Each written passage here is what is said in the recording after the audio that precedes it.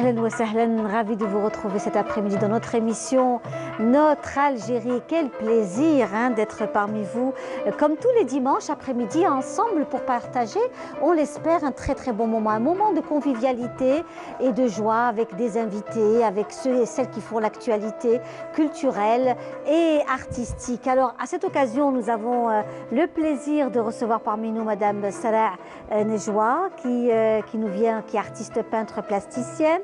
Et c'est vraiment une joie de la recevoir. Elle est passionnée par l'art, notamment l'art-thérapie.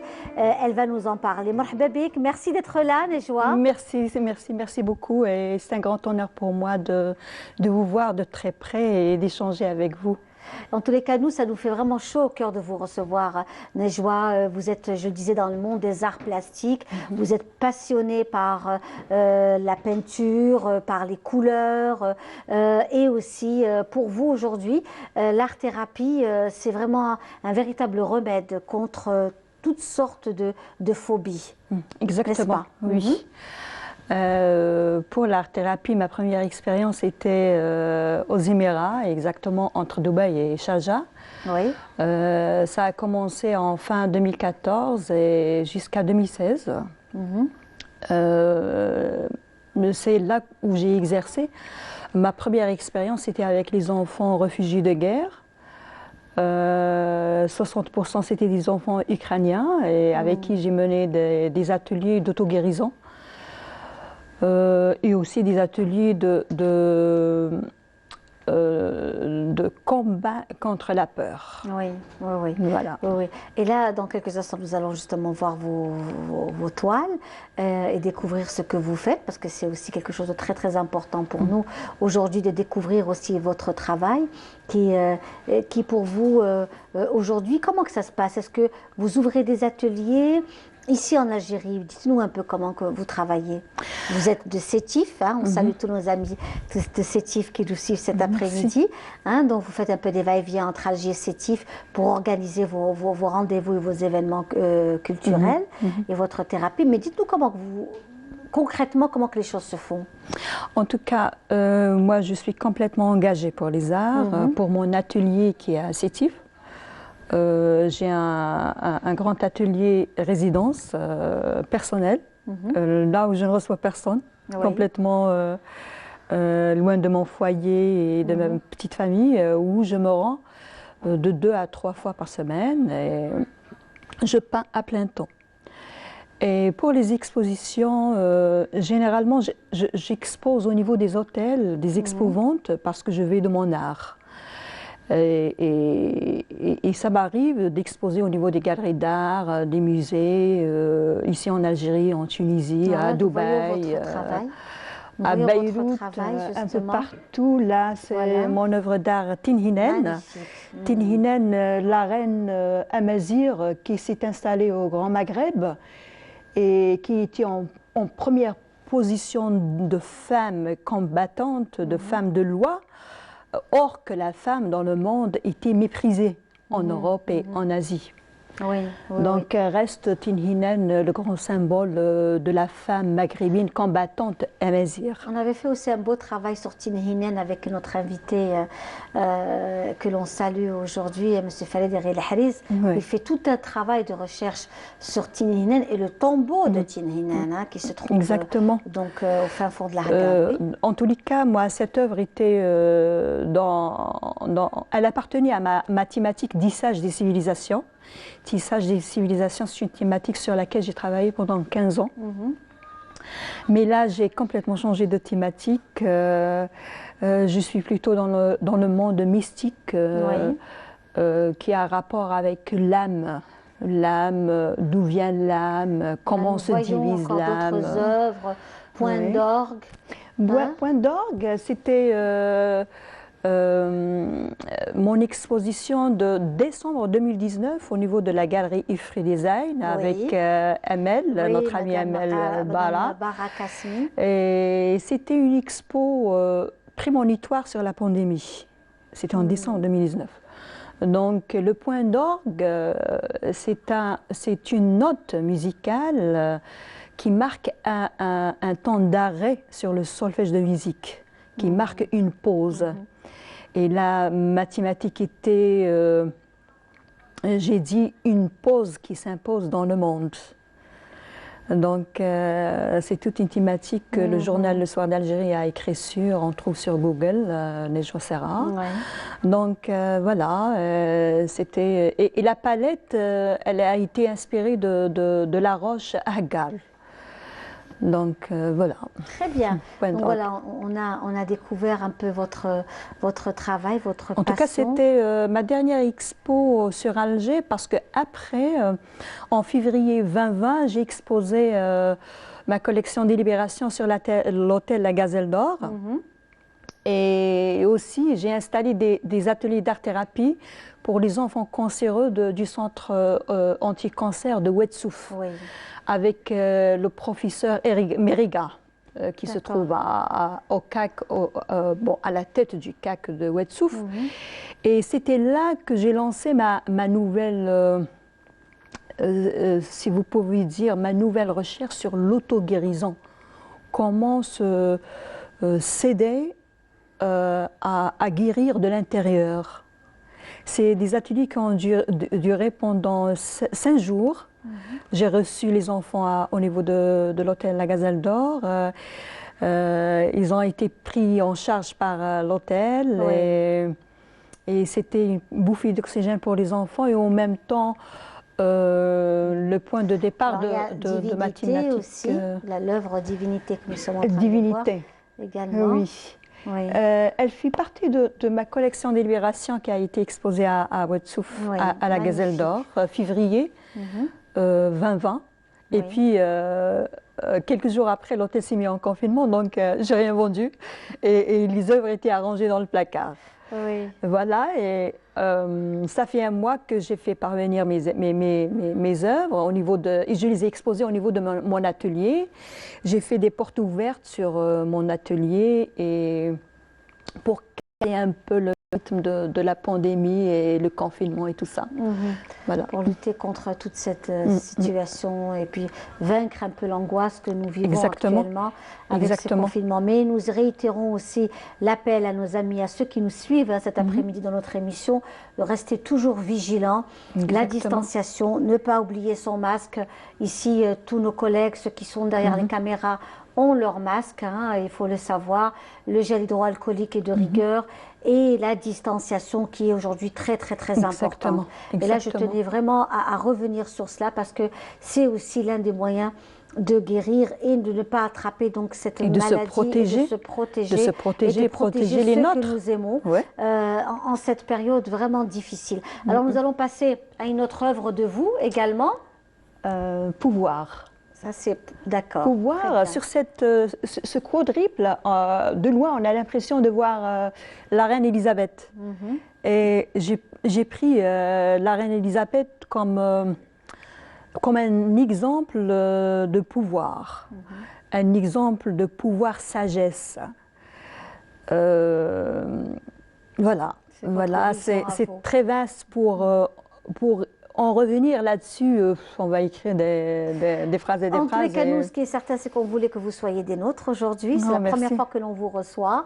On est très heureux. Merci. Vraiment que vous soyez ce passage dans notre émission, notre Algérie. On espère, pourquoi pas un jour, vous avoir encore et découvrir encore un nombre important de belles choses que vous faites autour de l'art-thérapie et au profit des enfants aussi. J'aimerais bien lancer un appel d'ici à nos autorités. J'aimerais qu'on organise dans l'école une sortie à l'école pour les enfants, une sortie d'1 heure par semaine ou 1 heure par une quinzaine de jours, une sortie vers les musées et les galeries d'art. Mais ça se fait, les musées, ça se fait. Au niveau des musées, il y a mais pas généralisé. Peut-être que ça se fait ici sur Alger, mais pas sur les 48 wilayas. On aimerait que le ministère de l'Enseignement et de l'Éducation généralise ça sur les 48 wilayas. Faire sortir l'enfant algérien au musée et aux galeries d'art. Et c'est à partir de là qu'on va implanter la culture des arts plastiques. Parce qu'en vérité, on n'a pas cette culture en Algérie. Si on le veut ou non. Planter le beau, déjà apprendre à apprécier le beau auprès de nos enfants. Et aussi la culture des arts plastiques. Et de là, donner une autre dimension à l'art plastique en Algérie. Car les territoires de l'art plastique dans le monde ont dépassé toute imagination. Et nous, on est toujours dans la première marche. Donc, je lance appel à Madame la ministre Bendouda. S'il vous plaît, faites sortir les enfants au musée, aux galeries d'art, aux ateliers. Beaucoup. Je suis prête à recevoir chaque semaine les enfants écoliers dans mon atelier. Ah ben écoutez, c'est formidable. Vous avez fait un appel. Voilà. Merci beaucoup. C'était un plaisir de vous avoir reçu. Merci et on va vous laisser partir. Nous savons que vous êtes aussi très prise. Et c'était un plaisir de vous avoir reçu. Merci beaucoup. On espère vous retrouver, Inch'Allah, très prochainement dans notre émission avec d'autres sujets, d'autres thèmes. Et pourquoi pas un grand projet au profit des enfants. Merci beaucoup. On va vous laisser partir. Le temps d'une chanson. Merci. Le temps d'une chanson. Ou alors on va se retrouver justement avec donc on va aller autour d'un savoir-faire, un savoir-faire bien de chez nous, un artisan de cuir et notamment il s'agit de Hamoud Belhadi que notre cher collègue Anissa Bouzid a rencontré pour nous. Fils de la Kasba, Belhadi Hamoud est artisan cuir. Et c'est dans cet atelier qu'il pratique la maroquinerie depuis son jeune âge. عندي نسيبي انايا محمودي علي هذا حل ان اتوليي وبابا هو اللي لونساه ديمارالو لو كرينو هذا اللي قلت لك ومن بعد هو دار ان اتوليي ان بو دو تو سور لو كوير تو وانا كنت جون نقرا اون دومي جورني نقرا الصباح نخدم معاهم في l'atelier و une heure نروح نقرا لا كونطابيليتي. Amoureux du cuir, Ami Hamoud travaille cette matière noble de manière artisanale. Il réalise des poufs, sacs, porte-monnaie et autres petits objets. Même un modèle qu'on ne le fait pas, quand une personne jibna le modèle, on le fait et voilà. À partir d'une photo, vous pouvez réaliser... On peut, voilà, à partir d'une photo, on peut faire un modèle demandé. Le choix des couleurs, c'est... أنا كي نصنع حاجة نصنع أنا je choisis les couleurs et je fais ومن بعد le client quand il demande هكذا quand il demande des couleurs je lui fais les couleurs demandées اللي يحبهم هو. دوك نقول لك مثال برك كانت une cliente من كندا قالت لك البوب أرجنتي كاع دوك أنا لو كان نقول لها أنا ندبر عليها نقول لها كيفاش أرجنتي نخدموا الفضة مي ما نقولهاش علاه سي لو شوا تاعها مي كي خدمته لها انا كان كيعجبني. Tous ces articles inspirés du patrimoine algérien sont confectionnés à la main. Des objets uniques d'une facture solide et soignée. طاب دو مون طرافاي باغ اكزومبل نهضر لك على البوف ولا الصاك ولا نبداو لو موديل. لو موديل ما عندكش تو لو في كما فهمتك من قبيل سور بابيي كارطون فان ومن بعد كي نطراسيه نديرو سور كارطون خشين نفصل اون بياس من لاكوب نروح نتريتيها باش نخشنها ولا ندير لها دوبلور من الداخل ونطبعها لي سويبي كاع غير نكمل كاع لا سينتور تاعها. نطبعها سي لو موتيف تاع لو موتيف اللي شتيه في لابريس وكنت نخبط هذوك لي موتيف هذوك هما كي نديكوري سان ديكور كاني كندير له لي طري بواحد الكلمه يقولوا لها نقربصو بور فار لي كوتي تاع الطوابع هذوك اون فوا فيني كما قلت لك نبطن ونكمل هكذا نبدا نطلع في الصاك تاعي فهمتي. الا كان اون بارتي اللي نخيطها في الوجه ولا دي فوا ما نخيطوش نطرزوه كيما شتي هذاك الصاك لو روج هذاك الور جو بيرفور كاع لا بوردور او ليو خياطه جو في لا بيرفوراسيون ومن بعد نطرزو السيور خيوط اون كوير نقطعهم ومن بعد نبدا نطرز اون فوا تيرميني هكذا نبلاصي له السبته تاعو القفله هذه هي حتى تخرج الصاك هذاك والبوف كيف كيف وكيف يتفصل ويتبطن وينطبع كما قلت لك وكاع، ومن بعد يجوز ينشف، وكان واحد الديكور نديروها ما هكذايا، ومن بعد نجوزو في الخياطة Passionné par son travail, Ammi Mahfoud s'attache à faire perdurer son savoir-faire artisanal en le transmettant à son fils. certain âge تولي ماذا بك تخليها وبالك هذوك اللي تخليها لهم راهم يولوا خير منك. راسي 100% باش تسمى باش نتعلمها ملي تبدا، راني كل حاجه نتوشي منها شويه، كل حاجه في الخدمه نتوشي منها شويه، الماشينه شويه، الفصاله شويه، طابع شويه. وي كي نشوف بعيني نرفد، كي نشوف بعيني برك نرفد. شحال من حاجه كان يقول لي صعيبه يصعبها لي، هو كي يهضر لي يصعبها لي. علاش؟ بيسك ماذا بيه نخدمها باتقان، يعني كي ما يخدمها هو امبوسيبل. لا بروميير فوا، لا دوزيام فوا، لا تروازيام فوا، باش الواحد يبدا كيما يقولوا كل حاجه هكذا بالممارسه باش تولي تعرف. يعطيك الصحه. Ambitieux, Zinou désire agrandir l'atelier de ses aïeux afin de sauvegarder et promouvoir cet héritage artisanal. Et voilà, un très très beau reportage signé Enissa Bouzid autour du savoir-faire algérien et autour d'Alger aussi, hein, la capitale, la Casbah plus particulièrement. Et nous sommes toujours très heureux de le recevoir. C'est une personnalité culturelle que nous aimons et que nous chérissons. Et à chaque fois que nous l'avons ici parmi nous, c'est un pur bonheur. Il s'agit de M. Abdelkader Ben Damesh. Marhaba bik. Merci d'être là. Merci bien, puis merci aussi de nous donner encore une occasion de parler de la culture. Voilà, M. Abdelkader Ben Damesh, vous êtes actuellement directeur général de l'Agence algérienne pour le rayonnement culturel, mais pas que. Vous êtes une grande personnalité du monde de la poésie, du texte. Vous connaissez pratiquement. Par moments, je suis jalouse. Je me dis comment est-ce qu'il arrive à avoir les dates de naissance, les décès, des grands chiours, des jeunes, des moins jeunes. C'est impressionnant la mémoire que vous avez, M. Ben Damesh. C'est une passion, j'ai une mémoire comme tout le monde, mais seulement c'est une passion. C'est quelque chose que je fais depuis longtemps. Et puis tout simplement, donc, c'est quelque chose plus que de l'amour, c'est de la passion. Oui.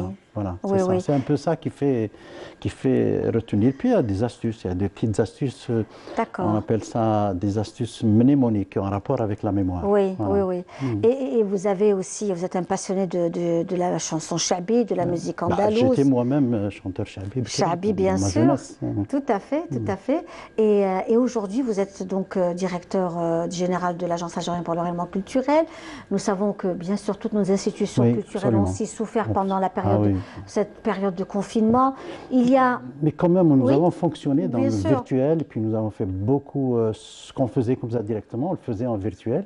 Et c'était ça, nous avons découvert le chant virtuel d'une manière exceptionnelle, et puis ça nous a donné du chant, de l'importance internationale. Et puis voilà, nous avons touché un peu à ça sans voyager et sans perdre un sou. Nous avons fait beaucoup de concerts de musique, beaucoup d'expositions, de projections de films, beaucoup. Nous avons fait une activité en bonne et due forme. C'est vrai qu'il faut dire également que le Dar Abdel Latif, il y a eu énormément d'expositions d'art plastique. Ces derniers temps, nous avons pleinement repris, et puis en faisant attention à toutes les conditions, bien sûr,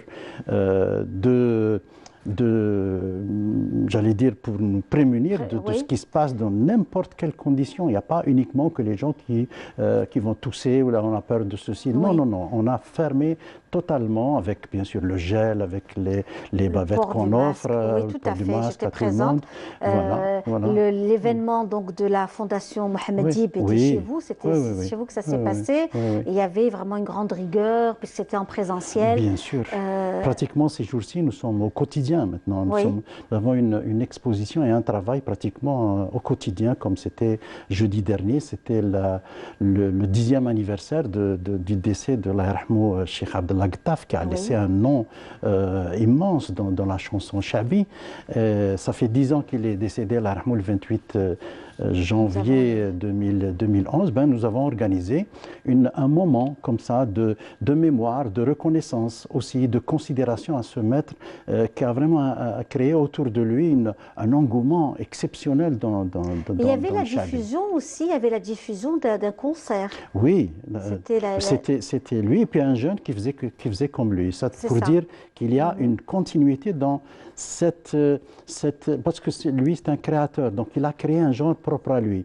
Il faudrait que ça continue dans l'histoire. Ce jeune l'a fait, nous l'avons fait aussi dans le virtuel. Il était là dans plein milieu traditionnel d'Arab Latif et puis c'était envoyé en direct. Et puis c'est ce que nous avons fait une conférence avec mon ami Zaghi Rachid, qui était aussi poète, qui était son ami également. Et puis ça a marché, alhamdoulilah, très bien. Nous avons édité avec l'Office national de droit d'auteur, qui nous a aidés pour la réalisation de ce projet. Nous avons fait un CD comme ça pour la mémoire, voilà, pour dire, voilà, ce monsieur, il est là encore, pour permettre un peu aux générations futures de savoir qui a fait quoi et comment et quand. Voilà. Ça, c'était jeudi dernier. Hier, nous avons fait nous avons tenu une grande exposition, un vernissage des 3 lauréates du concours Ali Maachi, celui du président de la République. Et puis voilà, c'était parfait. Nous avons ramené l'une de Tébessa, l'autre de Boussaada et une autre de Betna. Elles sont venues, elles sont toutes jeunes et l'ARC, aujourd'hui, l'Agence algérienne pour le rayonnement culturel, cherche à se consacrer à la jeunesse parce que c'est ça qui compte. C'est ça qui compte.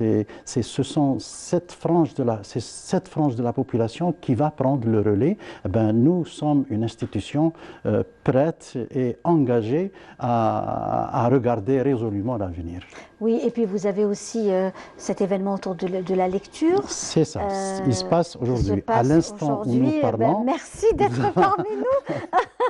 Nous savons que vous avez ce grand événement qui se déroule chez vous aussi. À l'instant où nous parlons, il y a le vernissage d'une grande exposition de quelqu'un, un artiste peintre, l'une des plus grandes valeurs aujourd'hui de l'art plastique dans notre pays, c'est Tahar Ouaman.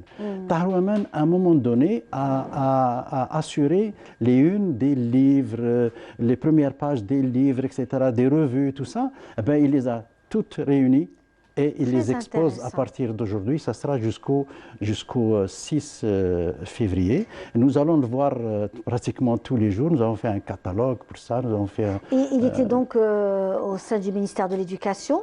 Est-ce que c'était quelqu'un qui travaillait avec le ministère de l'Éducation? Non, c'était un retraité du ministère de la Culture. De la Culture, très bien. Il était au ministère de la Culture pendant de longues années. Et maintenant, il se spécialise Toutes les revues, les revues culturelles? Oui, revues culturelles. Telles que, par exemple? Telles que Amel, la fameuse revue Promesse, qui a été inventée par Mel Haddad en 1969, exactement. Et ensuite,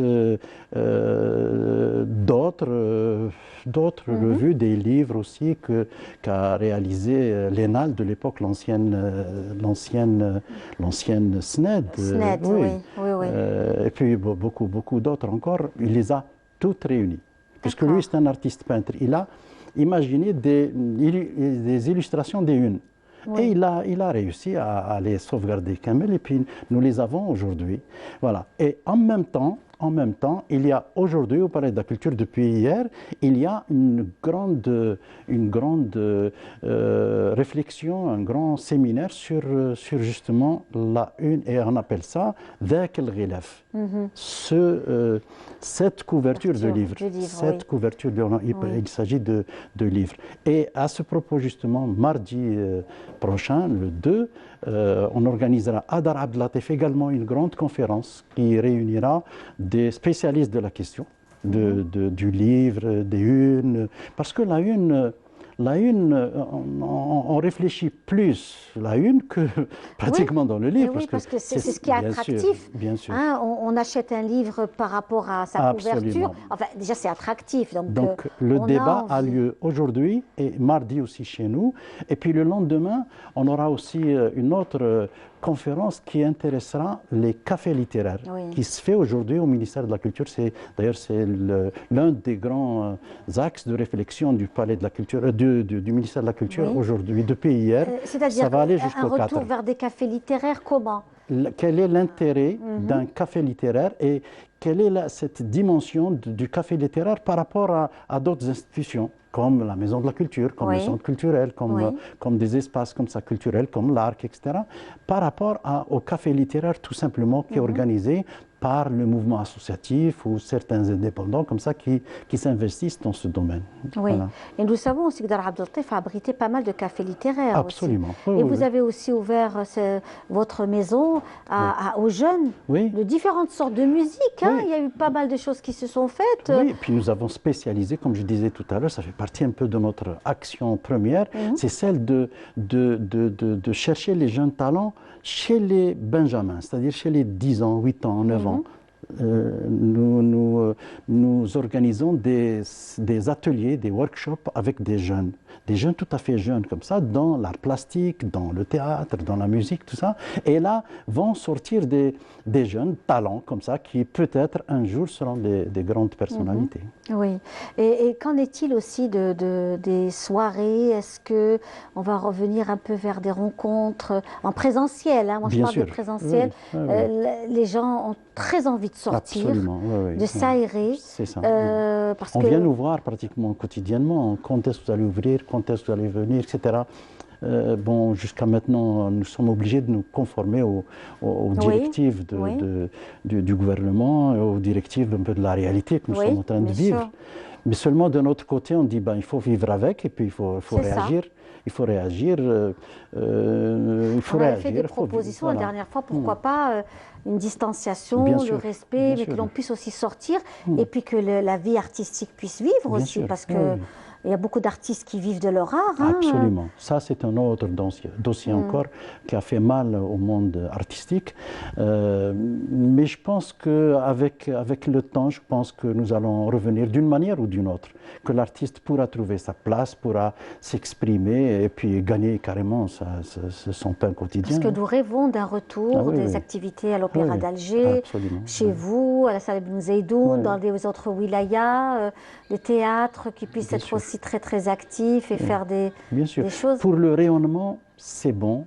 On est à l'international par rapport au virtuel. Mais le virtuel, on a beau le faire tous les jours, quand on le fait et à la fin on se retrouve comme ça, on dit ben, pratiquement on n'a rien fait. On ne touche pas un peu le produit culturel et artistique. Mais une exposition, même si elle n'est pas vue par beaucoup de monde, elle existe, c'est un effort qui est fait. C'est l'esthétique qui est mise en valeur, c'est l'histoire qui est mise en valeur, c'est l'artiste qui est là, qui fait pleinement son métier et qui est là et puis qui se développe. Et puis il y a des acheteurs. Nous sommes en train de préparer aujourd'hui, toujours dans le virtuel, une grande plateforme de vente d'œuvres plastiques. Uniquement dans le virtuel. Ce sera une sorte de galerie virtuelle. C'est ça, une galerie virtuelle où l'ARC va jouer un rôle important dans ce domaine. Voilà. Ça sera uniquement entre l'artiste et l'acheteur. Et est-ce qu'il va y avoir un retour autour des résidences?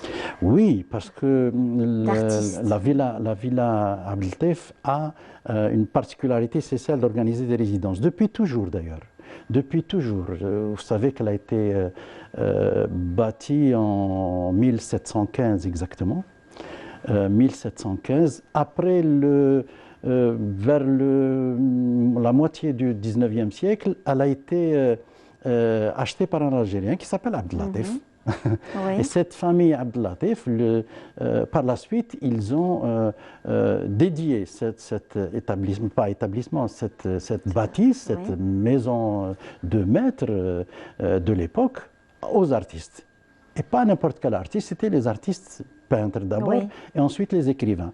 Et puis, combien d'artistes sont passés dans cette bâtisse exceptionnelle aujourd'hui. Il y a un charme très discret qu'on sent d'ailleurs quand on est là-bas. Quand les invités arrivent, des fois les visiteurs arrivent, ils ont du mal à repartir.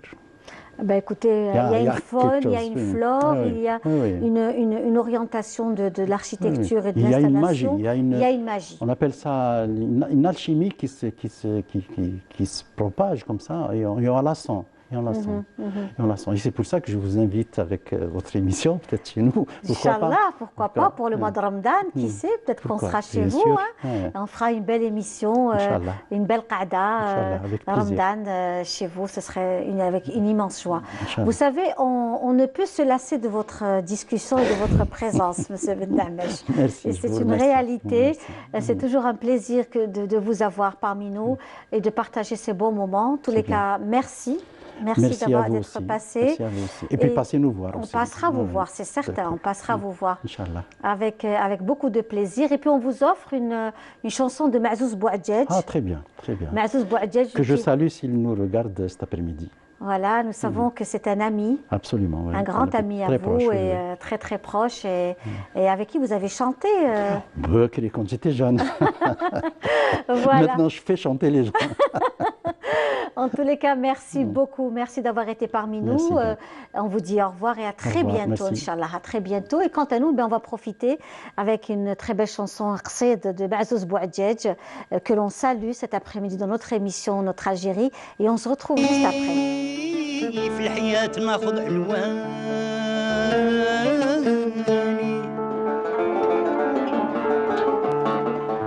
متولع في غناك مدام العمر متولع في مديحك مدام العمر حتى يقضي الإله بلباس كفاني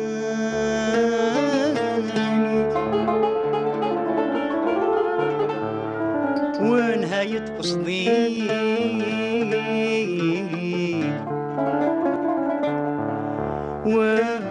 ونهاية قصدي تبت بنطق لساني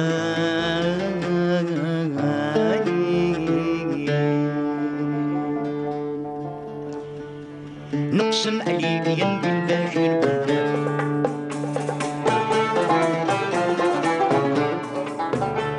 نقسم عليك يا الباشر بالله الواحد القديم لا زال ربي دنيا عليك باسم الملايكة جملة روح الملايكة الصار بي أنا عليك بالله يا رسول الله بدواك طبني يا النبي العربي بدواك طبني يا النبي العربي بدواك طبني يا النبي العربي بدواك طبني يا النبي العربي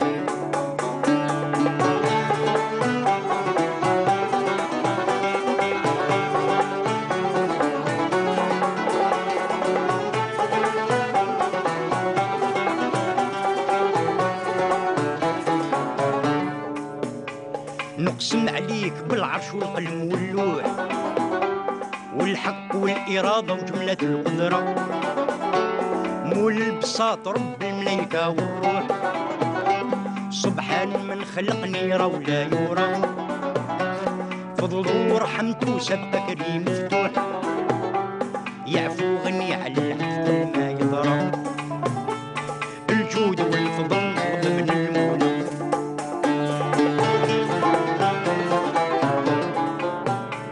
الجود والفضل وضمن المولى سمع بصير وادود علم الغيبين يعلم بحيلتي ما بقت لي حيلة يا سيد فاطمة لك مرتاح لقلبي أنا عليك بالله يا رسول الله بدواك طبني يا النبي العربي بدواك طبني يا النبي العربي بدواك طبني يا النبي العربي بدواك طبني يا النبي العربي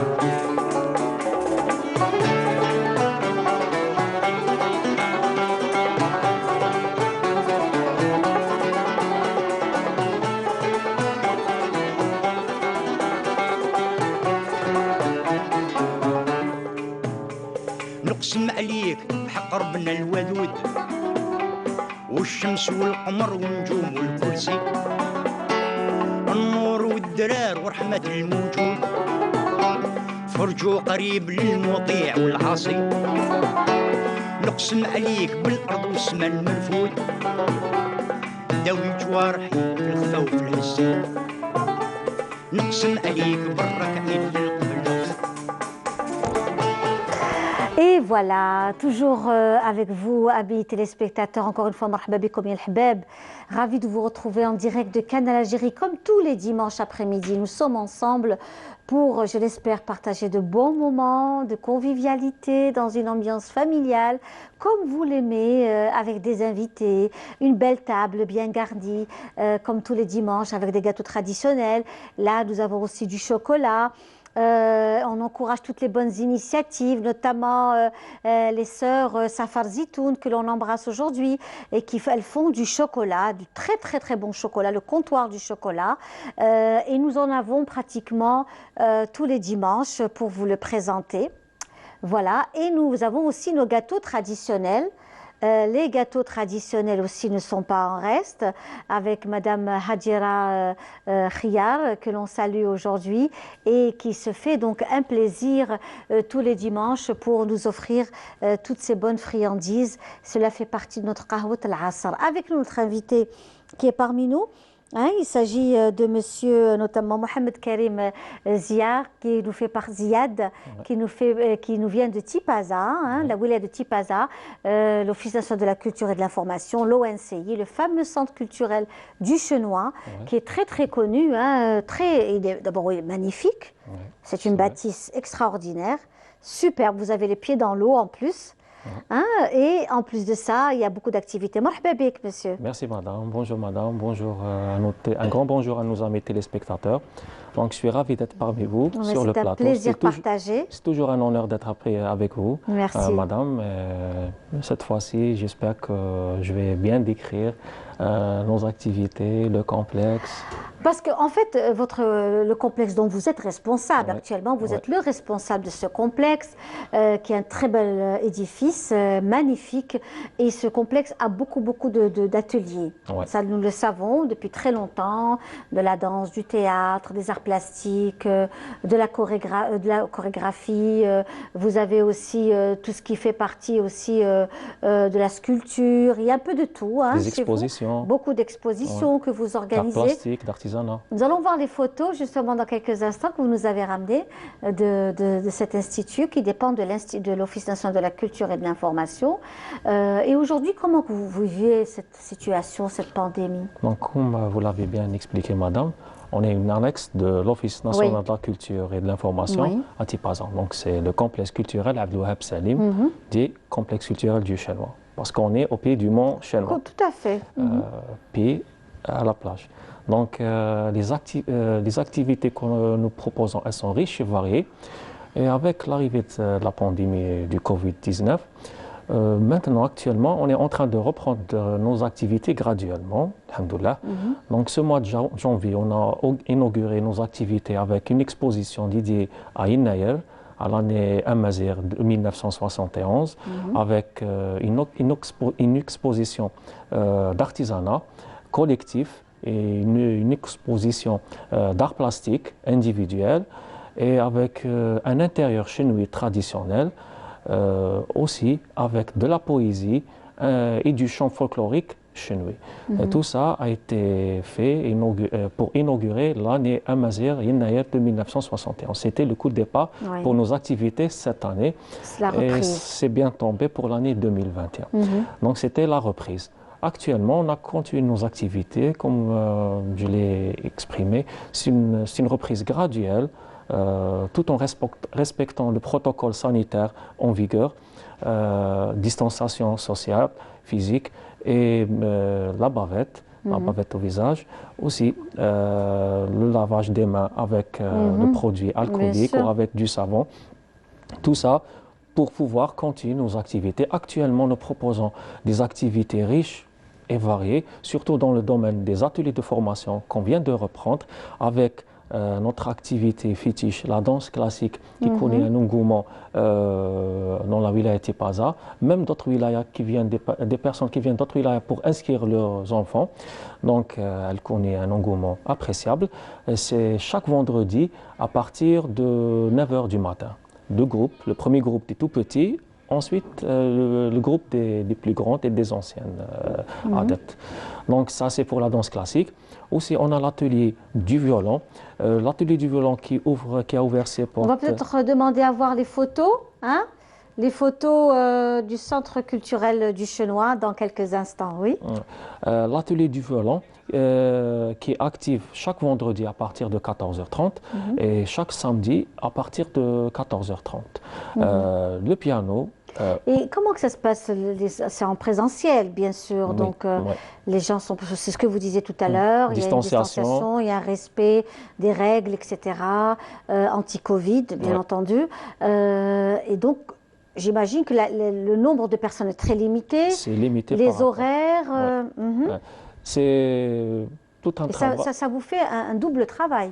Non, on ne sait pas, on ne le ressent pas vraiment comme un double travail. Voilà, nous voyons justement les photos. Voilà, ça c'est l'atelier de piano. Oui. Voilà. Aussi il y a des photos de l'atelier de la danse classique. On va passer à une autre photo dans quelques instants. Donc, oui. Donc, je disais, madame, donc c'est l'atelier de la danse classique qui a repris, l'atelier du violon, l'atelier du piano, qui ouvre ses portes le samedi matin jusqu'au soir. Et vous travaillez que les week-ends? Surtout les week-ends. Alors nous voyons là, c'est la danse. Et puis nous voyons les marques de la distanciation, l'espace, donc... le complexe est assez vaste, avec des salles grandes. Vous avez de grandes salles. Voilà. Donc, pour le piano, c'est chaque samedi à partir de 9 h jusqu'au soir. Et pour ces vacances, puisque les enfants sont en vacances actuellement, c'est la semaine des vacances? Pour ces vacances, madame, les enfants qui veulent s'inscrire et venir pour avoir des cours les jours de semaine, ils sont les bienvenus, madame. Là, c'est des cours de piano, voilà. Ce que nous voyons. Est-ce que les enfants des autres régions peuvent venir? Bien sûr, madame. C'est-à-dire, par exemple, des enfants d'Alger? Madame, on a des familles qui viennent d'Alger pour que leurs enfants suivent nos programmes. D'accord. C'est bon à savoir. Parce qu'on ne le savait pas, on pensait que c'était surtout c'était pour la région, pour la wilaya, vous voyez? Oui, c'est fait pour la wilaya, mais pour tous les habitants des environs, Alger, Blida. Selon les places disponibles aussi. Selon les places disponibles. Mais on voit qu'il y a des parents qui viennent d'autres wilayas, surtout d'Alger. Oui. Surtout d'Alger, qui ramènent leurs enfants pour voir le beau paysage et pour visiter le complexe. Et pour en profiter de nos activités. Ah ben oui, j'imagine que c'est vraiment un endroit féerique pour les enfants, les familles, au bord de la mer. Une belle journée. Du tourisme culturel. Absolument, absolument, tout à fait, tout à fait. Donc, madame, la danse classique, le piano. Nous voyons on voit les petites avec les tenues. Voilà. C'est des répétitions, j'imagine. Voilà, les répétitions avec notre excellent prof Toufik Kara de l'ONCI, un encadreur de la danse classique. Et est-ce que vous pensez qu'on pourrait organiser un événement avec spectacle? Est-ce que vous envisagez ça? C'est à étudier. Nous avons un programme pour le mois de février. Nous avons fait des propositions, mais tout en suivant un protocole.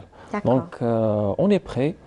On attend le moment idéal pour activer... C'est les enfants qui ont de la musique, c'est des ateliers de musique. Ateliers de violon. Oui. Voilà.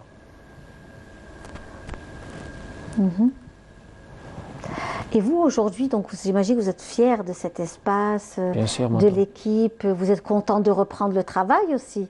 Oui. Après combien de mois vous n'avez pas vu les enfants, vous n'avez vu personne finalement? Oui, surtout on a constaté que les familles, surtout sur les réseaux sociaux, on nous contacte par téléphone sur les réseaux sociaux. Quand est-ce que vous allez ouvrir? Quand est-ce que les enfants ont hâte de venir pour la danse classique, pour le piano, pour le violon? C'est les parents qui demandent.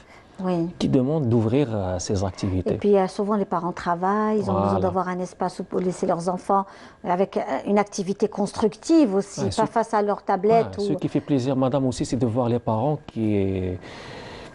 qui aiment donner du plaisir à leurs enfants, oui.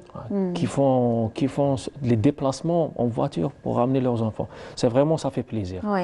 Ils donnent de l'importance au côté culturel et on est pour là, côté Très éducatif bien. et culturel. Et nous sommes aussi pour l'art, nous aussi dans notre émission, et notre patrimoine n'est pas en reste, c'est la sculpture sur bois. Un travail d'orfèvrerie connu et réputé. L'Algérie est connue pour ce superbe travail.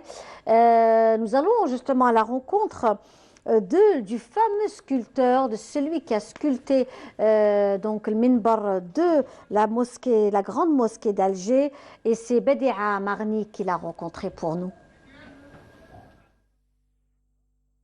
C'est dans cette menuiserie à Médéa que le minbar de la grande mosquée d'Alger a été façonné et sculpté par les mains expertes d'artisans menuisiers aux doigts habiles.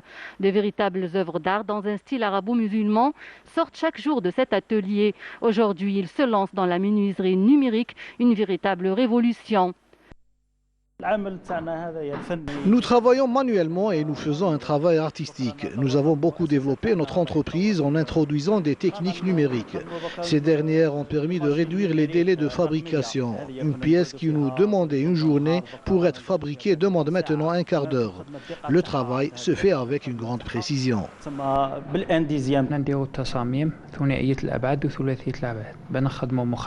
Nous faisons des designs en 2 et en 3D. Qui sont transmis à l'atelier. Le recours à la technologie permet à notre client de voir à l'avance le produit qui sera fabriqué. Plus encore, cela facilite le travail de l'artisan. Deuxième des choses,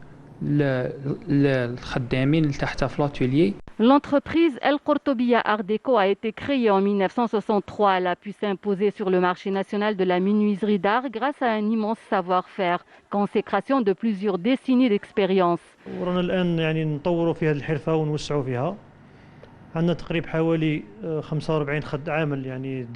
Nous sommes en phase d'extension de notre activité. Nous employons 45 artisans permanents.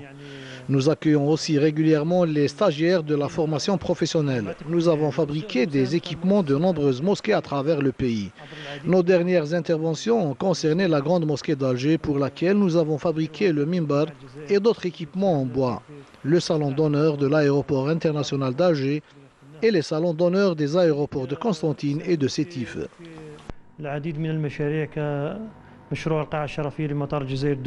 De belles boiseries réalisées sur mesure et d'excellente qualité. Ces menuiseries en voie de disparition retrouvent un second souffle grâce aux nouvelles technologies.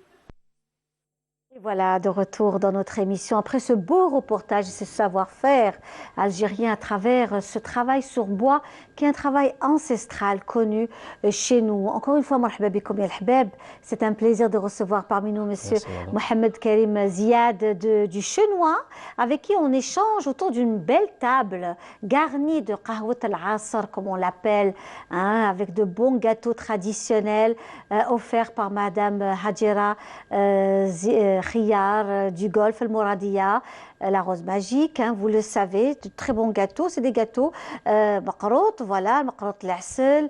Hein, on salue tous ceux qui nous suivent des 4 coins du monde. Nous savons que vous avez vraiment envie de prendre un bon café avec ces bons gâteaux qui font partie de nous, de notre identité. Nous avons aussi tabah, bien sûr, également la fameuse gharibiya traditionnelle. Cela aussi, voilà, très très belle pièce en tous les cas. Et puis nous avons aussi le gharibiya également qui est un gâteau ancien, on faisait ça rapidement à la maison et c'est quelque chose de formidable et que l'on apprécie beaucoup, n'est-ce pas? C'est toujours de bonnes choses que l'on vous propose sur cette belle table de convivialité, d'amour et de partage en cet après-midi. Tout ça, c'est pour prendre un bon café, un café au lait, un bon café. Et puis vous avez aussi ces petits gâteaux, ces sablés, que nous aimons aussi. Vous n'avez pas un atelier de pâtisserie chez vous? Pas encore. Donc voilà, c'est vrai que c'est très apprécié par les enfants aussi, apprendre à faire des gâteaux. On n'oublie pas aussi les chocolats, hein, le comptoir du chocolat. Je le disais, les sœurs Safar Zitoun que l'on salue aujourd'hui. Et c'est d'excellents chocolats algériens, c'est du 100% algérien. Franchement, bravo. Rien à envier à ce qui se fait ailleurs. de très très bons chocolats algériens, une production locale par 2 femmes en plus, hein. 2 femmes, 2 Algériennes brillantes et qui font de très très bonnes choses. On les salue cet après-midi encore une fois et on les félicite pour leur travail. Voilà, donc je disais, les enfants sont friands aussi d'ateliers, de pâtisserie. Ouais. Nous avons organisé des concours de pâtisserie et culinaire à l'occasion, je pense, de Yennayer l'année passée. Donc ça s'est bien passé. Il y a une demande, il y a un engouement du public pour ça, madame. Oui, j'imagine. Alors vous disiez qu'il va y avoir aussi autre chose. Autre chose.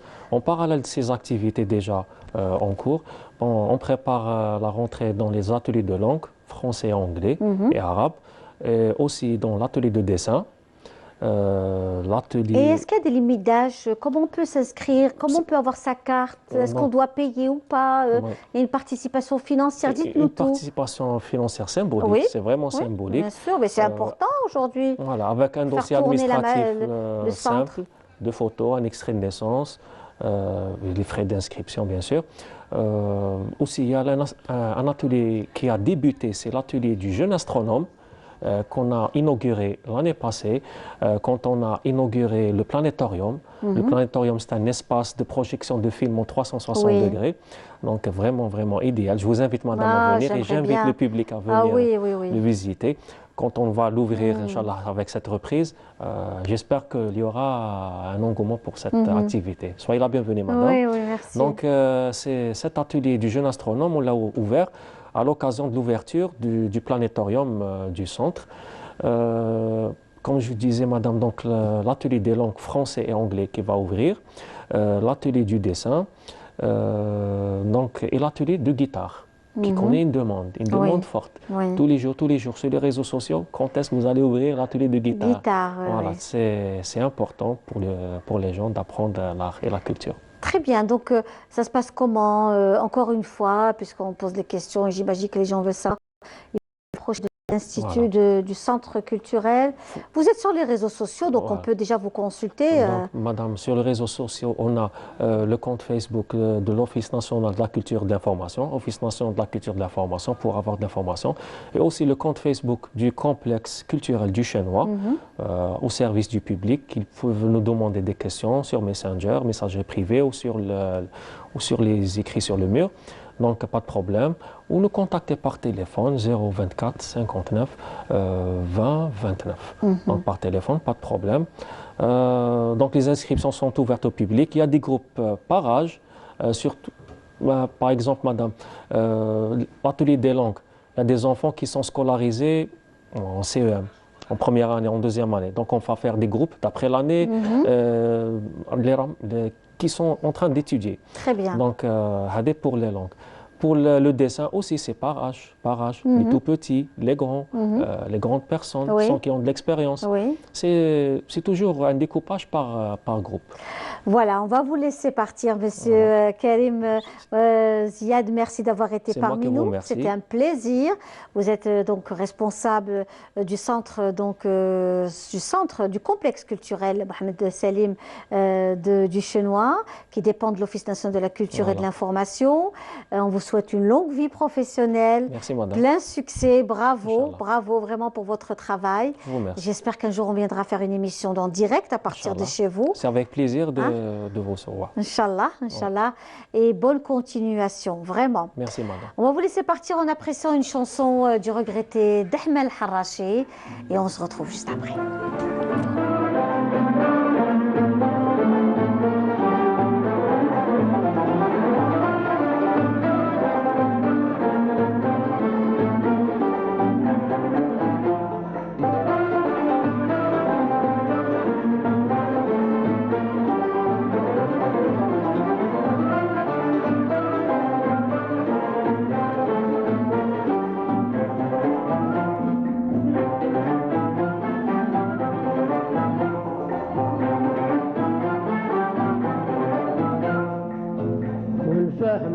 قدرك واستغل غير بنفسك يا بلاد علاش طول الكلام ما يغرك صاحب ولا يعود رايك نادي في هاد الزمان تنجل تنجال تعود في خصام غير سلم راك تندم يا النايم لا تطيح في بحر الظلام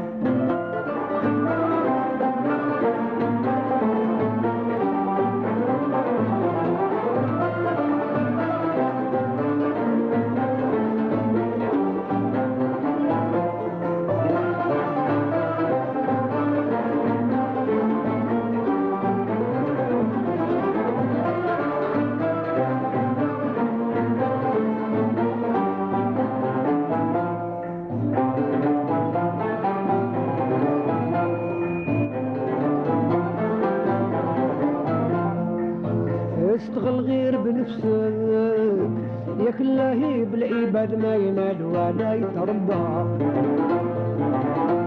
يا ربي في قلبك شوف ما يصلح بك وبالاساس وترى العقوبة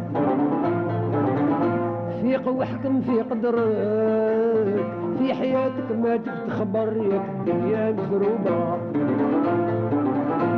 اللي تحزن باش يخدم يكون ناجم ما ينعس ولا ينام كل فهم وقراح درك وسطاي غير بنفسك يا بلاد علاش طول الكلام ما يغرك صاحب ولا يعود رايك نادم في هذا الزمان تنجال تعود في خصام غير سلم اراك تندم يا النايم لا تطيح في بحر الظلام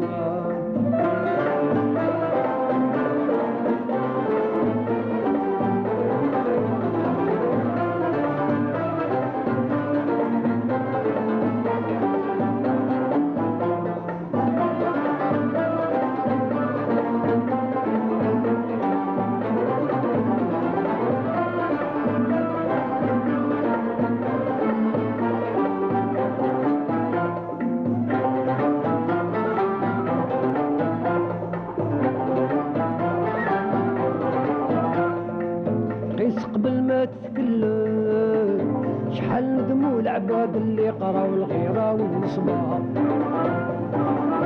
غير روح زيد تعلم ولا قصد اللي مجربين الشياخ والطلبة بلا حدش تتدمم كل حافي حاله وانت علاش باقي تتخبى سأل واسأل يا الغافل من طار ينزل ونهار تقول في عام كل فاهم وقرا حدر واستغل غير بنفسك يا بلاد علاش طول الكلام ما يغرك صاحب ولا يعود رايك نادم في هذا الزمان تنجال تعود في خصام غير سلم راك تندم يا النايم نطيح في بحر الظلام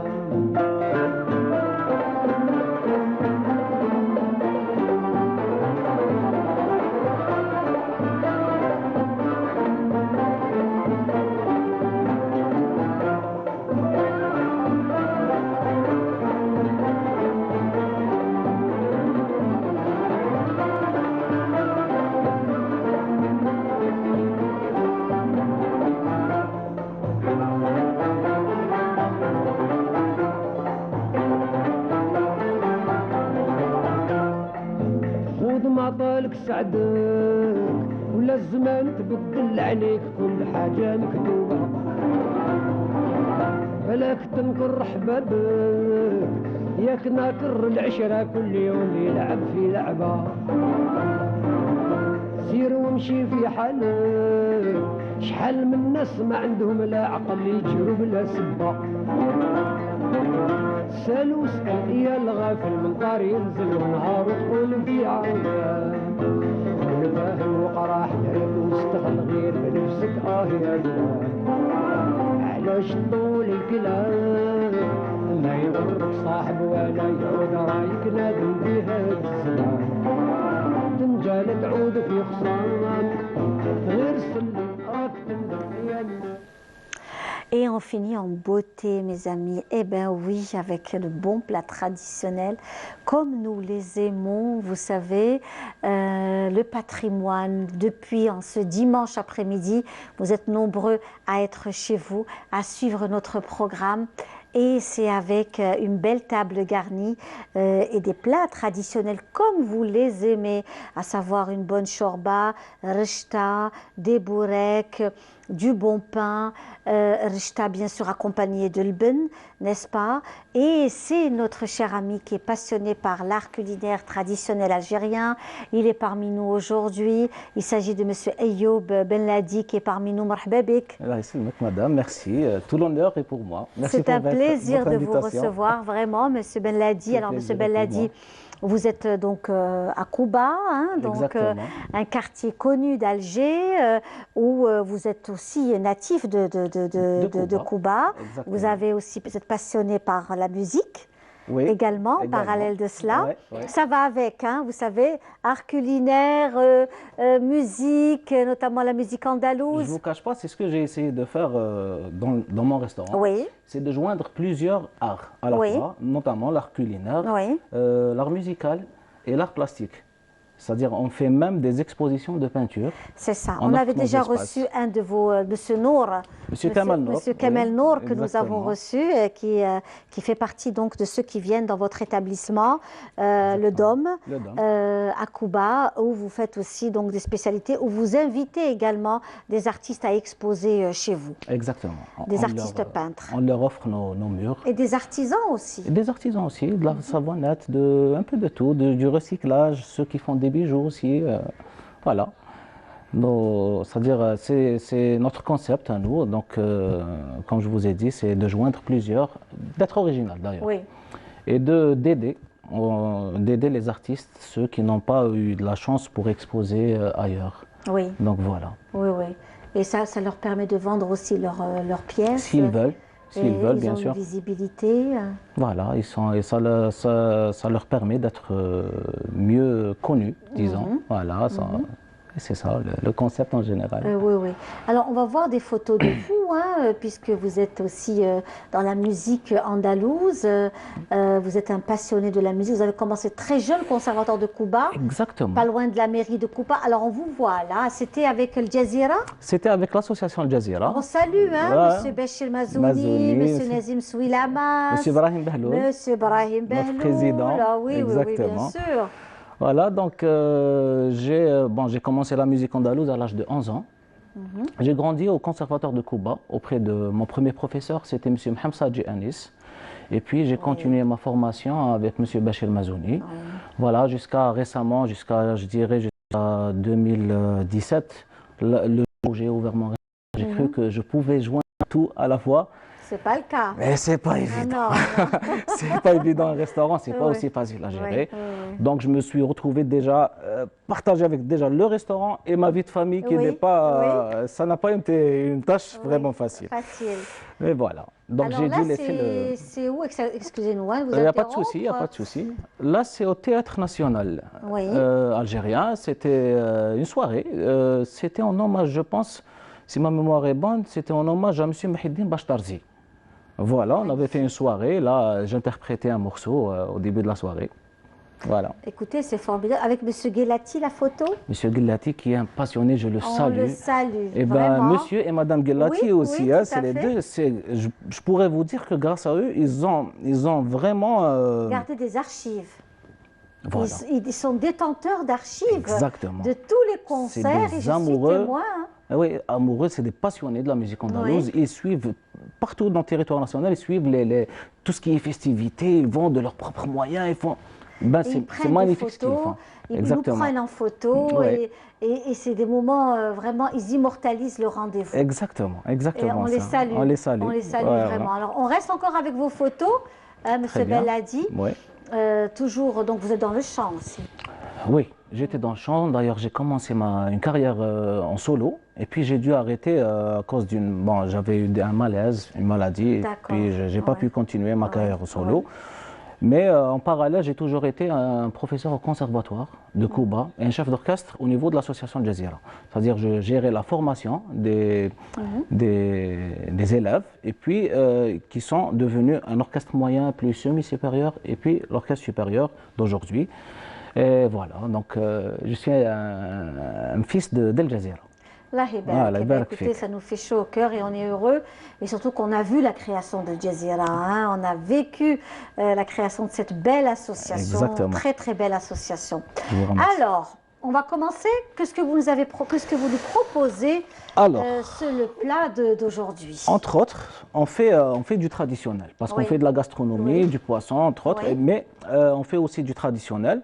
On a ramené ce qu'on appelle marqa harra. C'est une soupe typiquement, disons, algéroise. Voilà, c'est marqa harra. Il faut expliquer, hein? Exactement. Il faut expliquer Alors, marqa harra, elle est faite à base de poulet, c'est-à-dire, bon, c'est une base de soupe, mais bla fric, sans rien. Elle est toute simple. C'est dans d'autres régions. Exactement, voilà. exactement. Il faut beaucoup plus pour nefsa.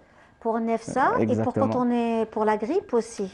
C'est bon pour la santé. Quand on attrape froid, exactement, exactement. On la prépare. Elle est bien épicée aussi, elle est un peu piquante. Oui. Il y a des bourraques, un trio de bourraques. Alors, il y a à la viande, au poulet et aux épinards aussi. Oui. Aux épinards, on le faisait autrefois. C'est vrai, c'est très prisé. Exactement. Et puis pendant le ramadan, pendant le ramadan, quand même, on aime tout ce qui fait partie donc de le retour aux vieilles recettes. Aux origines. Aux origines. Exactement. Aux origines. Exactement. Pendant le mois de ramadan, c'est vrai que vous avez fait aussi une garniture au chou, le chou rouge et pour colorer un peu. Là, le dressage, il est un peu, disons, gastronomique, s'agissant des bourraques. Et le reste, c'est traditionnel. Donc, c'est pour donner des couleurs et du goût aussi. On peut en manger avec les bourraques. Et voilà, donc il y a aussi de la rishta. Après, on passe justement à la rishta beldjedj. Exactement, elle est connue. Oui, tout à fait. Alors là, c'est une rishta, donc j'imagine, faite maison. Faite maison. Ce que j'ai oublié de dire, c'est que la réussite du restaurant tient aussi au soutien de la famille. Notamment mes parents en premier lieu, ma femme aussi, chacun y participe. D'accord. Alors, celle qui fait des gâteaux, celui qui fait des bourraques, c'est mon papa qui les fait, je ne vous le cache pas. Voilà. On le salue. Voilà, là, c'est le mec. Et puis, c'est une entreprise familiale. Oui. Voilà. Alors, rishta, bon, certains la font avec la courgette, mais c'est belleft aussi. Exactement. Donc, certains la font je veux dire, navet et courgette. Il y a même ceux qui font de la carotte aussi. D'accord, c'est des goûts, puis il reste... C'est-à-dire que c'est surtout belleft, hein. Exactement. C'est le navet, hein. Exactement. Pour la rishta, c'est vraiment le navet. Exactement ça. Donc, ce sont des plats où vous êtes dans l'authenticité. Exactement. C'est-à-dire que quand on fait du traditionnel, on ne le fait pas, c'est-à-dire on fait beaucoup plus, comme je vous ai dit, de la gastronomie. Le traditionnel, on le fait 2 fois par semaine à peu près, en menu du jour. C'est pour éviter aux clients qu'ils ne tombent dans la lassitude. Déjà, pour varier le menu, déjà notre menu, il est varié. C'est-à-dire il est variable, varié et variable. Il change de jour en jour. Donc, c'est pour toucher plusieurs goûts, disons. Voilà. Alors, justement, nous avons aussi une dédicace, hein, puisque nous sommes avec une belle table bien garnie, un fidèle. Donc, on salue, et c'est notre cher collègue Adel. Adel qui est aujourd'hui avec nous, il est caméraman, nous l'aimons beaucoup, c'est une très belle personne. Adel qui souhaite donc, qui salue son ami et ses enfants Inès et Ryan Lamalchi qui sont en Europe, n'est-ce pas? Qui sont à Brest, voilà, en France. On les salue, on leur présente tous ces bons plats à la famille, donc à Inès et Ryan Lamalchi qui nous suivent depuis Brest, voilà. Donc toutes ces bonnes choses, c'est aussi pour eux et tous nos amis téléspectateurs des 4 coins du monde. On sait que tous ces plats, ça vous manque. Hein, de partager un bon plat traditionnel. Les légumes ne sont pas les mêmes. Non. Le goût des légumes n'est pas le même. Le beurre, je peux le confirmer. Ah, oui, c'est pas... diol, que ce soit le bourek tal-adjin ou le bourek tal-diol, c'est pas les mêmes goûts. Et puis il y a le petit lait, le ben aussi. Oui, qu'on ne trouve pas, même si on le trouve, on le trouve d'une façon industrielle. Tout à fait. Là, c'est vraiment du ben, c'est le lait, ce qu'on appelle le petit lait traditionnel, le petit lait de la vache. Exactement. Hein, que l'on peut acheter au litre comme voilà, et ça a un goût chez les crèmeries. Tout à fait, tout à fait, chez nos laitiers. Et puis vous nous avez ramené aussi du bon pain. Oui, alors c'est du pain aussi qui est fait maison. Exactement, on le fait sur place. Il est plus bon si on le mange sur place, c'est normal. Et donc, ça fait partie de nos marques de fabrique, disons. Le pain Hadaï, il a un goût, il est très très léger. Il n'en a pas l'air, mais il est très très léger, même au manger. On en fait des hamburgers aussi, mais des hamburgers de cette taille. Donc, vous voyez à peu près. C'est ça. Voilà. Et voilà, donc c'est un pain fait maison. Très bien. Donc, on va rester avec vous, mais avant cela, on va passer à un autre sujet. Un autre sujet vraiment aussi très intéressant. Nous vous allons parler de, après avoir mangé toutes ces bonnes choses, il nous faut aussi passer à un sport, à une activité sportive, pour ne pas prendre trop de poids, parce que c'est vrai que c'est très bon, c'est délicieux.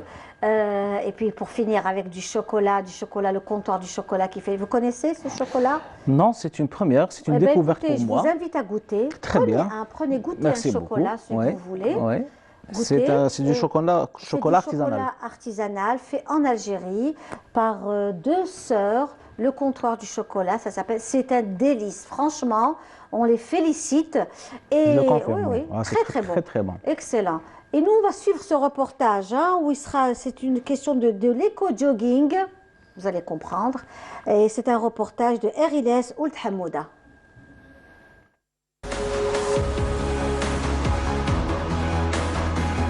Plogging Association Algeria est une association environnementale algérienne créée le 16 février 2019 par Azdine Awali. Cette association-là est gérée par un groupe de jeunes bénévoles. On est présent sur plusieurs wilayas.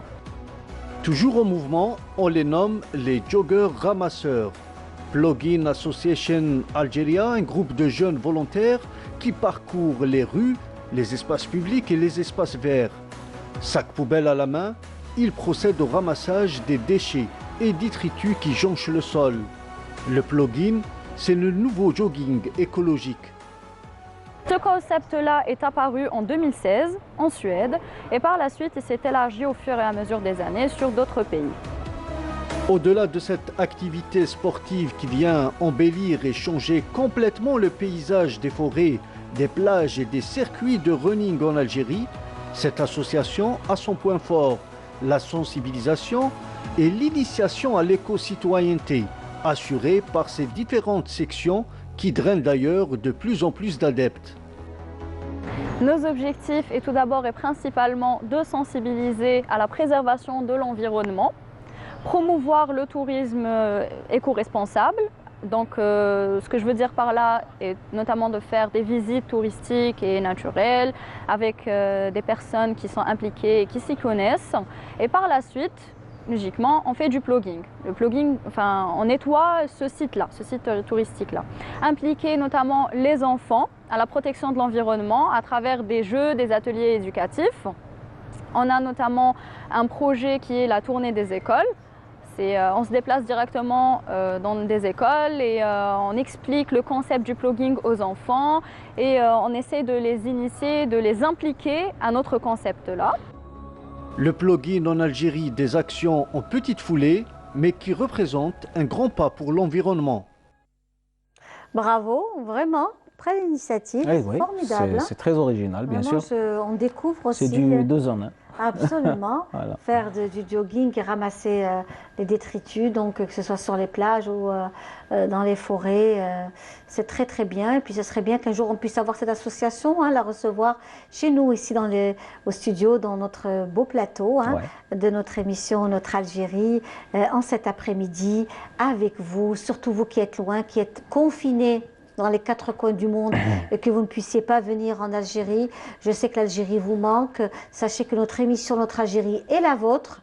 Elle est destinée, entre autres, en grand nombre pour vous, vous qui êtes loin, avec toutes ces bonnes choses que l'on vous propose, les personnalités, cette belle table bien garnie grâce à des femmes et à des hommes qui font aussi de très belles choses. C'est le cas de notre ami M. Ayoub Benladi de Kouba, d'Alger, qui est passionné par la musique, par l'art culinaire et par le métier d'acteur. Vous avez été aussi acteur dans un film de M. Tribèche. Avec M. Tribèche. Alors, mais avant cela, on vous voit là, cette belle photo.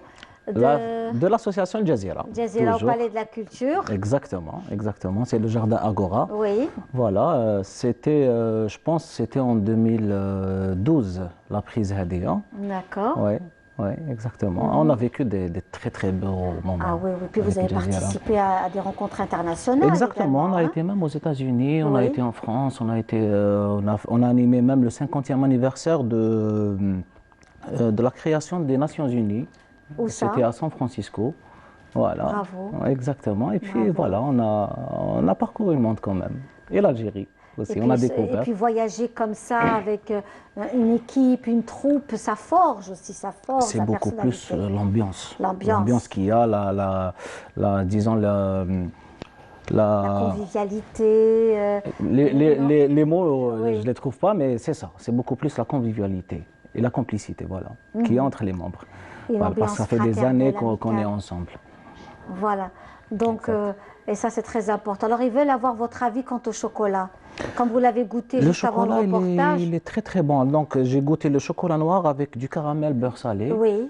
Vraiment, en toute objectivité, il n'a rien à envier aux grandes marques. C'est ça, vraiment, on est agréablement rien surpris. à envier. Hein. Donc, c'est vraiment un chapeau. Je vais garder même les coordonnées pour une éventuelle collaboration. Absolument, pourquoi pas. Vous pourriez les avoir chez vous et que ce soit aussi... On en fait, exactement. Hein? On donc, en fait.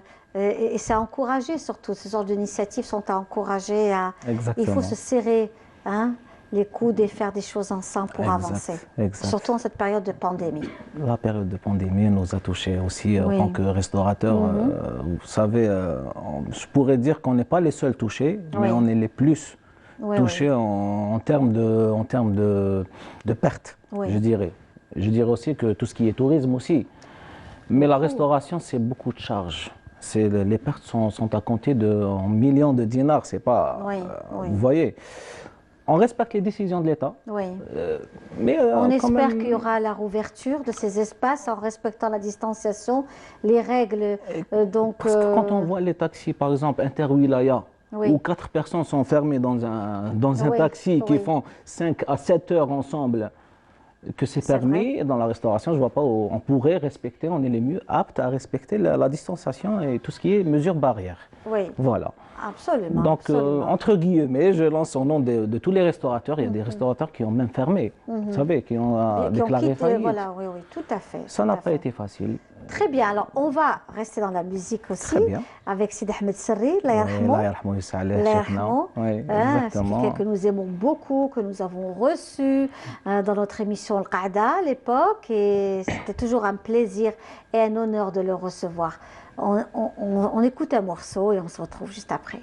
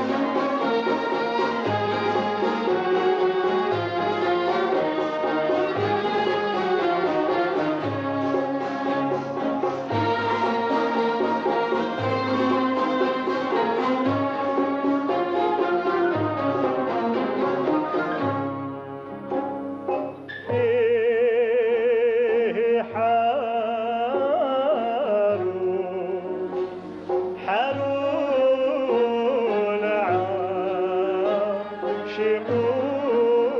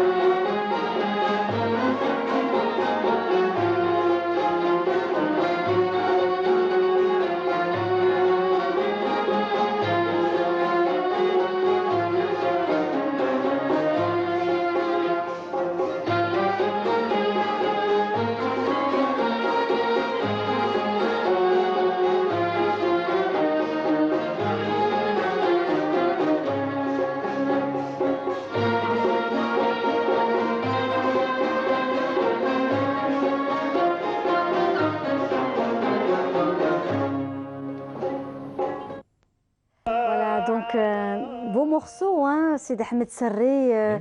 On salue toute sa famille hein, que nous aimons, avec qui nous sommes en contact, hein, ses filles, son épouse. Et on sait qu'il a donné sa vie à la musique andalouse. Oui, il en a consacré sa vie. D'ailleurs, il a laissé quand même des traces. Oui. Le recueil, ce qu'on appelle le diwan andalou, le recueil des chants andalous, c'est lui-même qui les a recueillis. C'est-à-dire aujourd'hui, pour apprendre aussi la musique andalouse, c'est ce recueil. On se réfère au travail de Sidi Ahmed Serré. Exactement. Il y a un travail qui a précédé celui de M. Sidi Ahmed Serré, c'était Nefil, M. Nefil. Oui. Mais on n'a pas de traces. Il n'y a pas de. C'est-à-dire, il n'existe presque plus, sauf chez quelques-uns. Mais là, M. Sidi Ahmed Serré a fait un recueil que je dirais magnifique. Et puis, il a aussi enregistré des CD, des albums de la Nouba authentique. Donc, une quarantaine quand même de CD il y a quelques années avant sa mort, Allah yarhamou. Oui. Voilà. Et ça, c'est vraiment très, très important pour vous. Exactement. Puisque vous êtes dans la musique andalouse depuis très, très jeune. Exact. Et on sait que la région, le quartier de Kouba est connu. Hein, il y a les Ben Marabot, il y a il y a les, voilà, on avait parlé de M. Bazouni. Hamsadji aussi. Hamsadji, exactement. Le Kobi aussi. Oui, donc tout ça, c'est le Chabi, oui, tout à fait. Didine Karom aussi. Oui, oui, tout à fait. Donc ça, c'est toute la richesse de ce quartier. Et quand on sait Mousselia Dziria, c'est aussi... le quartier de Kouba. Oui, il y a même, il y a des gens qui étaient à Mousselia qui habitent toujours Kouba, comme je dirais monsieur Hamid Khalfallah aussi. C'est un ancien de Mousselia qui habite Kouba aussi. Voilà, je ne sais pas si c'était un hasard ou mais c'est comme ça. C'est comme ça, exactement. C'est un quartier d'artistes et de passionnés de musique andalouse. Exact. Alors on parlait justement du monde de la... vous êtes aussi passionné par la comédie et par le monde du cinéma. Alors je vais vous dire... Vous avez joué dans un film avec M. Tribèche à la réalisation. Exactement, c'était en 2007 quand même. D'accord. J'étais encore étudiant en sciences politiques. Oui. Et le hasard, c'était un hasard d'ailleurs. C'était la scénariste Madame Fatma Ouzen qui m'avait repéré. Oui. Pourquoi? Parce que j'étais étudiant chez elle. Elle enseignait à la faculté des sciences politiques. J'avais fait un exposé. Et puis elle m'avait remarqué à la fin de la séance, elle m'avait dit, bon, est-ce que vous avez fait du théâtre? Je lui ai dit non, mais je fais partie de ce monde, de la musique et tout. Donc elle m'avait proposé un casting. J'ai fait le casting, j'ai décroché le rôle. C'était quand même le rôle, disons, c'était pas le rôle principal, mais c'était le sujet principal du film. Oui. Donc j'ai joué le rôle Hadak et puis c'était une expérience inoubliable. Après ça, j'ai pas eu d'autres... j'ai eu quelques courts-métrages et tout, mais ça n'a pas été vraiment, disons, finalisé. Voilà, ça n'a pas été finalisé, mais bon, maintenant, c'est un rêve de reprendre tout ce qui est actorat. Le monde de l'actorat, c'est vraiment un monde à part. Oui. Un monde à part. Et qu'est-ce qui fait que vous avez envie de reprendre? Avec tout ce que vous avez à faire, vous êtes très occupé entre le restaurant, votre vie. Exact, mais on trouvera le temps. Oui. Que si c'est-à-dire quelque chose qu'on aime vraiment, on pourra consacrer un peu de temps. Oui. Voilà, Oui. quitte à déléguer quelques responsabilités pour la restauration à d'autres personnes. Oui. Et voilà. Oui, oui. Est-ce que vous pourriez un jour, pourquoi pas, former d'autres acteurs, aller dans ce monde? Je ne vous cache pas, non, parce que je ne suis pas issu d'une école de cinéma ou de théâtre. Je ne suis pas un homme de théâtre. Je pense que les personnes les plus aptes à former sont ceux qui sont issus de l'école du théâtre ou bien du cinéma. Donc, bien que je pense, d'après l'avis des gens, ça a été une bonne expérience pour moi. C'est-à-dire, j'ai bien joué le rôle et tout, mais je ne pourrais pas me prétendre en tant que formateur en cinéma ou bien en théâtre. Oui. Par contre, dans la musique, oui. J'ai grandi la musique, oui, mais l'actorat, non. Est-ce que dans votre établissement, il y a de la musique? Quel genre de musique? Est-ce que c'est plutôt moderne ou vous restez dans votre style à vous? Alors, est-ce qu'il y a des chanteurs qui chantent? Il était une fois le restaurant. Oui, bien sûr. Pas maintenant. Oui, bien sûr. En temps normal, on faisait des soirées musicales chaque week-end. Donc, je proposais des scènes chabi, andalous, malouf, blues, jazz, musique occidentale. C'était vraiment très diversifié. Donc, c'était chaque week-end. Donc, la musique, elle m'a toujours suivi. C'est une façon pour vous de recenser tous ces jeunes. Il y a beaucoup d'espaces de ce genre qui aussi encouragent les textes, les gens qui lisent des poèmes. J'étais sur le point aussi de lancer tout ce qui est monologue, humoriste. Mais là, avec la Covid, on est à l'arrêt, mais prochainement, si ça va reprendre la vie normale, on va... On espère que ça reprenne. Hein, c'est-à-dire on est ouvert à toute proposition artistique ou bien artisanale. Notre restaurant est ouvert pour aider ces gens-là. Voilà. Et là, donc, pour vous, aujourd'hui, c'est vraiment l'espérance de rouvrir, de pouvoir recevoir et pouvoir vivre de ce que vous faites. On l'espère. Exactement, on l'espère. Si on nous écoute aujourd'hui. Ça ne peut plus continuer comme ça, je vous le dis. C'est très, très dur. Il y a des restaurants qui ont fermé carrément, des grands restaurants qui ont fermé. On a reçu le coup, c'est-à-dire en plein. Voilà. On espère vraiment qu'on puisse revenir, j'allais dire presque à la normale, graduellement, tout en respectant les mesures tout barrières. Ce qu'il faut. Voilà, les mesures barrières, et être vraiment respectueux. Ça, par contre, il faut l'être. Parce que souvent, les gens ne sont pas respectueux du masque, la distanciation. Vous voyez, surtout le masque, quand vous allez dans des endroits où les gens ne portent pas de masque, je trouve ça quand même aujourd'hui inadmissible. Alors, je vais vous dire, dans les marchés, on ne peut pas faire respecter ça, je suis d'accord.